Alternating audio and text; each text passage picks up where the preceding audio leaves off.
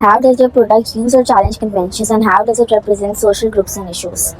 So, firstly, in the research and planning phase, I began off by researching about my genre, which was thriller. I researched about the conventions of thriller, watched a few of the latest thriller movies to notice about all elements and aspects it follows to have an idea about what elements I should be using in my sequence to make sure of maximum audience consumption. If you let my daughter go now, that'll be the end of it.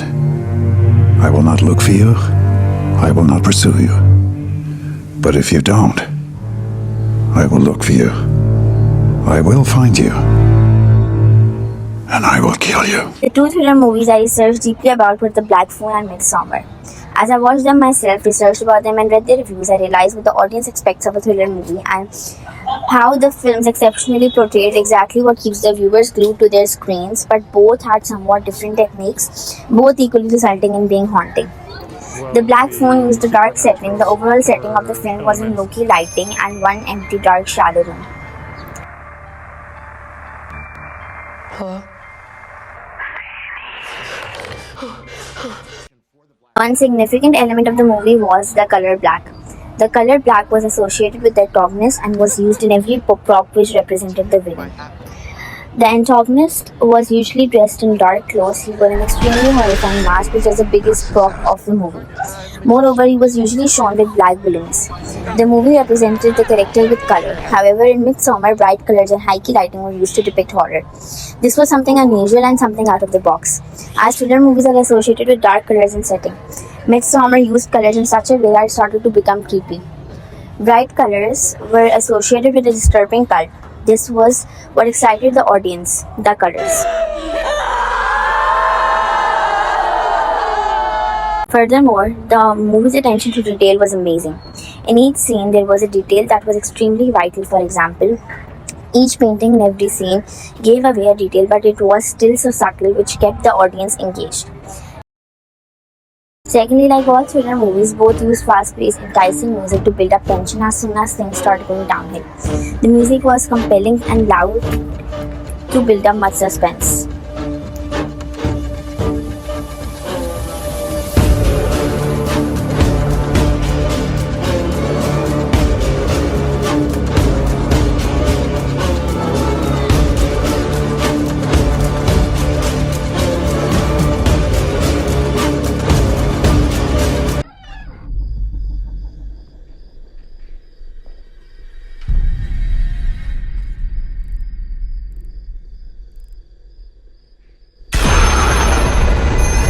Following all conventions, I made sure to use color as a major element in my sequence. I used red and yellow, both were extremely crucial in the story.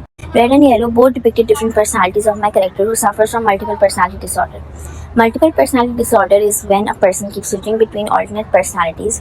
This means that a delusion of the presence of two or more distinct identities is constructed in one's mind.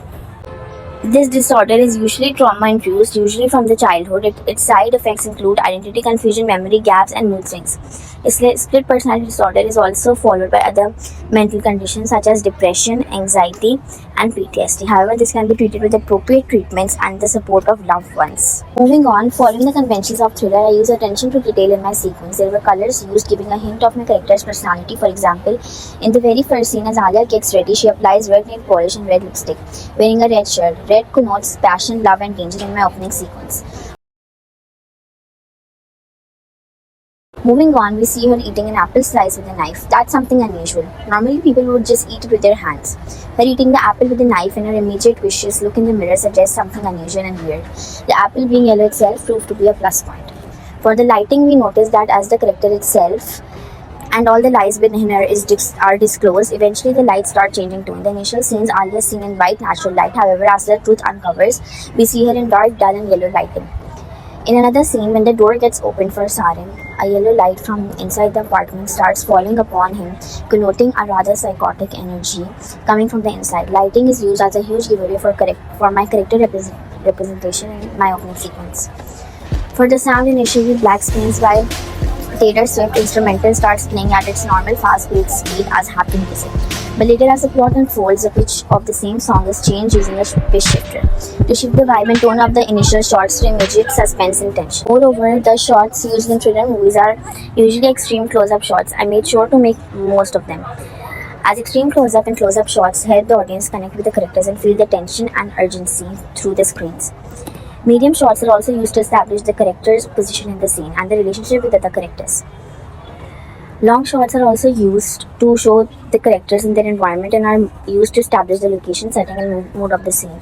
Tracking shots are used to follow the characters as they move through the scene and are used to create a sense of urgency or excitement. All of these shots can be seen in our product. Moving on to the second part, how did my film challenge conventions? In my sequence, the antagonist is a female, meanwhile the protagonist is a male. This is something unconventional, as in films it is usually shown that men are the villains or the protectors of the female. In my opening sequence, the male character fits in none of these stereotypes or conventions. It is the female character who is dangerous, bold, and vicious. Meanwhile, the male character is nothing but helpless and weak. Finally, I implemented my director research into my opening sequence. I researched on my favorite director, David Fincher. He is best known for directing films such as Gone Girl, Zodiac, etc. An example of one of his best directions ever can be seen in Gone Girl. Fincher is known for his precise camera work and attention to detail. In Gone Girl, he uses a lot of close-ups and tight framing to create a sense of intimacy with the characters. He also uses long takes and fluid camera movements to create a sense of momentum and tension. Moreover, he uses psychological depth as well to depict character representation and the truth within the lies. We see the main character in the most perfect, attractive shots initially, and we start to think that the other character is the antagonist. However, as the story further reveals itself and the truth about the girl's character is revealed, she is soon in dull, low-key lighting and unattractive shots. We see how imperfect and full of flaws she actually is. I tried to replicate this as much as I could in my opening sequence. Also, Fincher is known for his use of non-linear storytelling, and Gone Girl is no exception.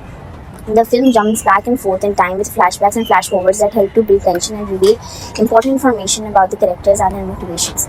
I also implemented this in my opening sequence where Alia gets a flashback and all that happened plays on rewind in her mind.